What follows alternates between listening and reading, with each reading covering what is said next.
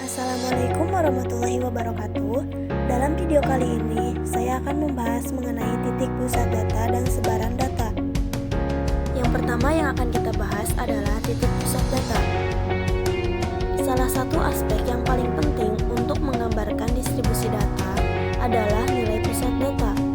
Setiap pengukuran aritmatika yang ditunjukkan untuk menggambarkan suatu nilai yang mewakili nilai pusat atau nilai sentral dari suatu gugus data dikenal sebagai ukuran pemusatan data.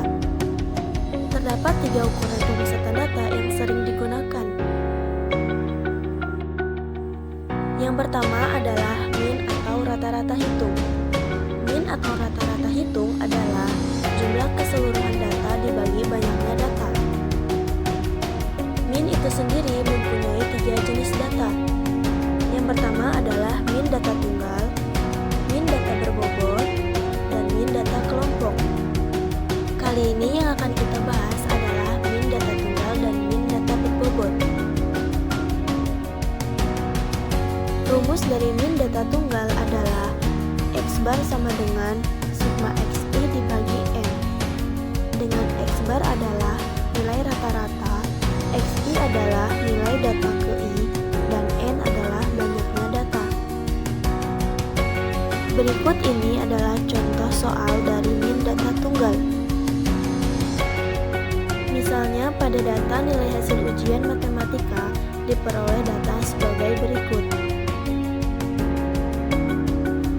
Dengan menggunakan rumus X bar sama dengan sigma XI dibagi N, sehingga diketahui bahwa sigma XI atau jumlah nilai data adalah 572 dan N atau banyaknya data adalah 8. Maka X bar sama dengan sigma XI dibagi N adalah X bar sama dengan 572 dibagi 8, yaitu 71,5. Jadi nilai minnya adalah 71,5. Nah, yang selanjutnya adalah rumus min data berbobot.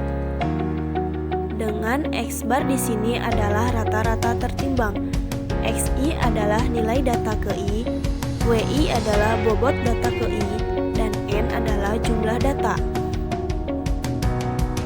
Berikut ini adalah contoh soal min data berbobot.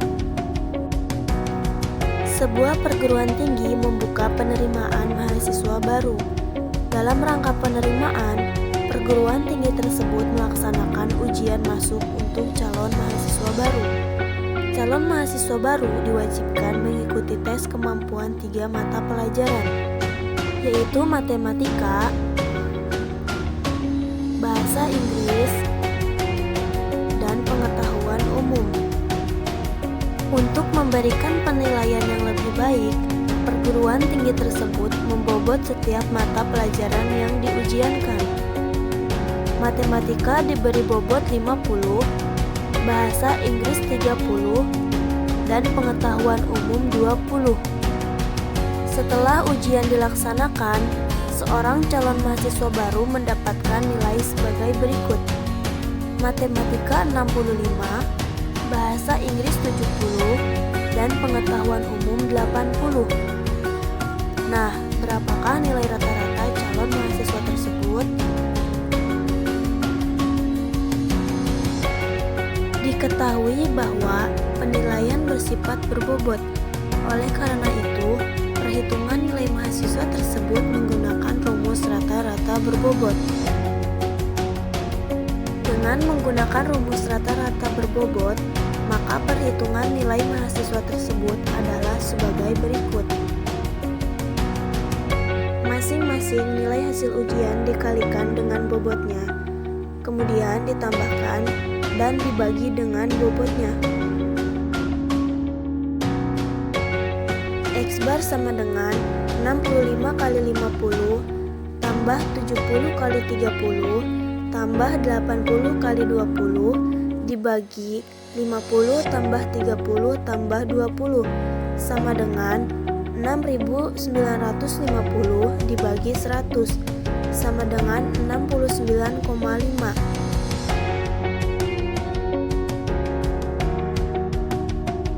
Jadi, nilai rata-rata calon mahasiswa baru tersebut adalah 69,5.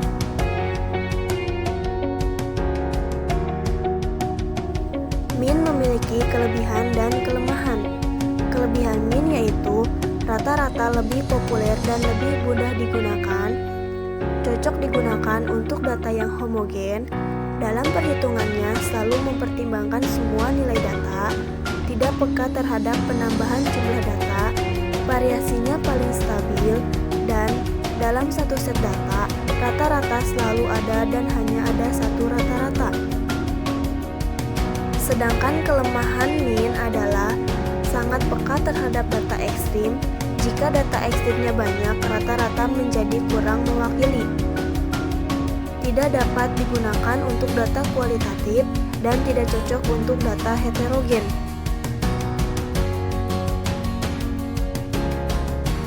Selanjutnya kita akan membahas mengenai median. Median adalah nilai tengah data setelah data diurutkan.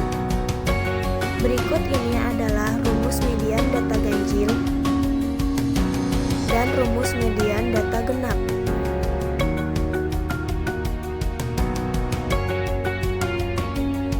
Berikut ini adalah contoh soal median. Tentukanlah nilai median dari data di bawah ini. Yang pertama yang harus kita lakukan adalah mengurutkan dari data terkecil sampai data terbesar. Karena banyaknya data adalah 13, maka data tersebut termasuk data ganjil. Sehingga rumus median yang digunakan adalah rumus median data ganjil, yaitu ME sama dengan XN plus 1 dibagi 2. Seperti yang kita ketahui bahwa jumlah data atau N adalah 13, maka ME sama dengan X 13 plus 1 dibagi 2. Maka ME sama dengan X7. Untuk mengetahui nilai X7, maka kita harus mencari data ke-7. Sehingga diketahui X7 dari data tersebut adalah 7. Jadi, nilai median dari data tersebut adalah 7. Median juga memiliki kelebihan dan kekurangan. Kelebihan median yaitu tidak dipengaruhi oleh data ekstrim, dapat digunakan untuk data kualitatif maupun kuantitatif, dan cocok untuk data heterogen. Sedangkan kekurangannya yaitu tidak dapat mempertimbangkan semua nilai data, kurang menggambarkan rata-rata populasi, dan peka terhadap penambahan jumlah data.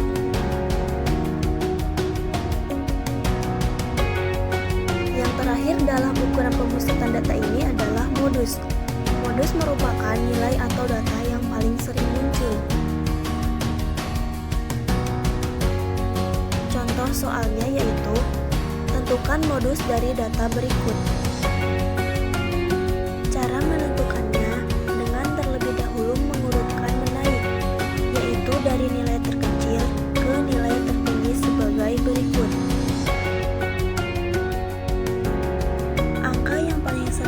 Adalah angka 5 sebanyak 3 kali. Jadi, modus dari data tersebut adalah 5.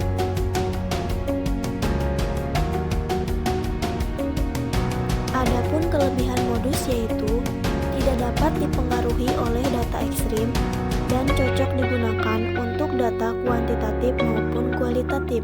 Sedangkan kekurangan modus yaitu modus tidak selalu ada dalam satu set data, kurang mempertimbangkan semua nilai, peka terhadap penambahan jumlah data, dan kadang dalam satu set data terdapat 2 atau lebih modus.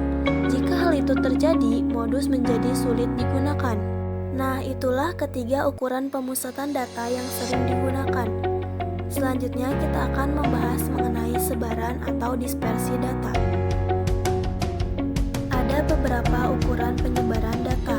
Yang pertama yang akan kita bahas adalah rentang. Rentang itu sendiri merupakan selisih antara data tertinggi dan data terendah.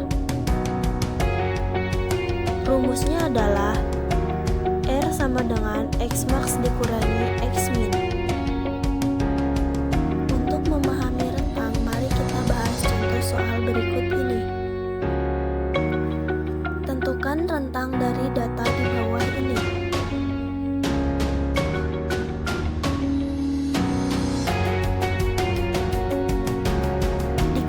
bahwa Xmax atau data tertinggi adalah 60 dan Xmin atau data terendah adalah 20.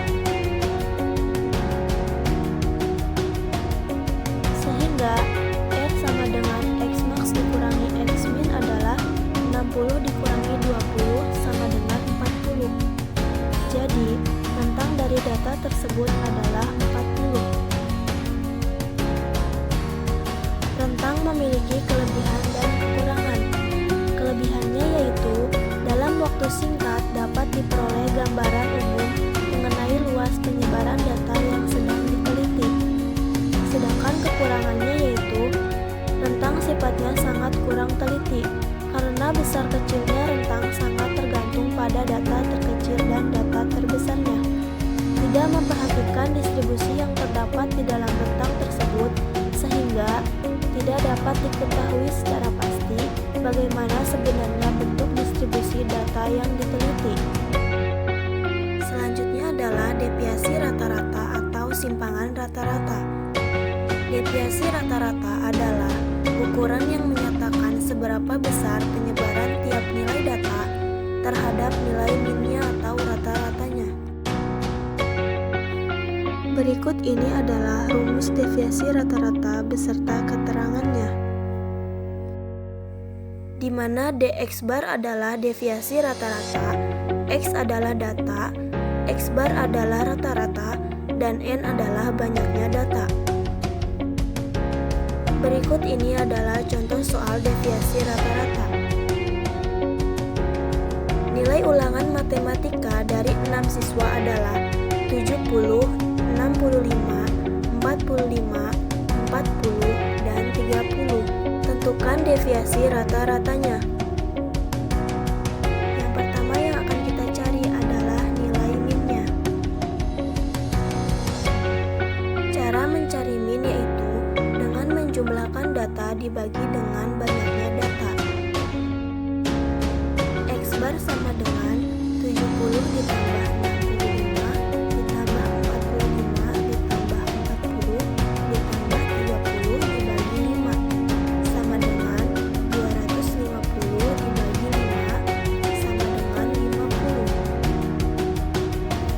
diketahui bahwa minnya adalah 50. Rumus dari deviasi rata-rata adalah sebagai berikut. Kemudian kita akan mencari nilai mutlaknya seperti pada rumus di atas. Perlu kita ketahui bahwa nilai mutlak akan selalu positif dan tidak akan ada nilai mutlak dengan tanda negatif. Sehingga besarnya deviasi rata-rata adalah sebagai berikut.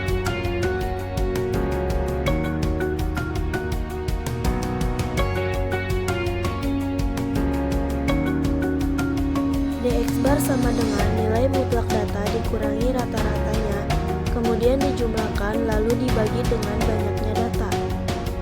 Sehingga Dx bar sama dengan 20 ditambah 15 ditambah 5 ditambah 10 ditambah 20 dibagi dengan 5. Dx bar sama dengan 70 dibagi 5 sama dengan 14. Jadi deviasi rata-rata dari nilai ulangan matematika 6 siswa ini adalah 14.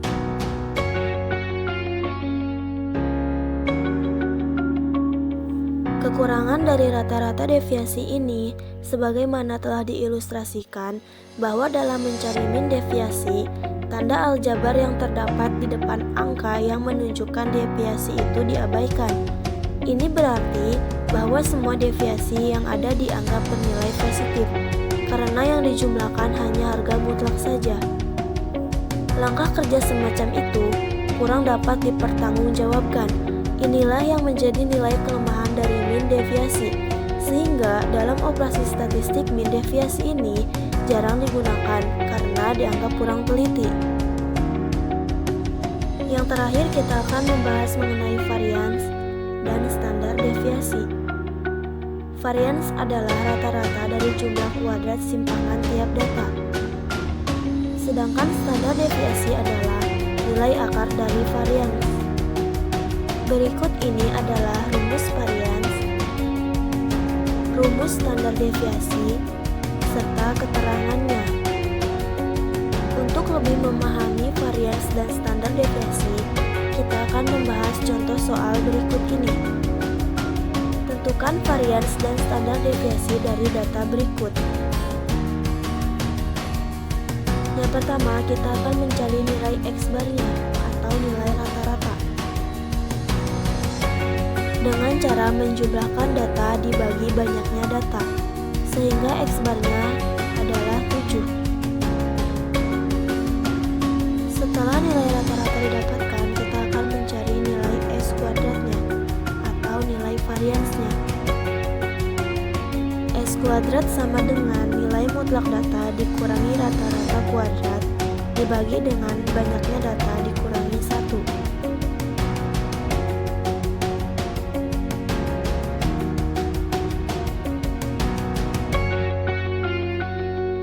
Sehingga S kuadrat sama dengan 36 ditambah 9 ditambah 1 ditambah 9 ditambah 25 dibagi 4 sama dengan 80 dibagi 4 sama dengan 20.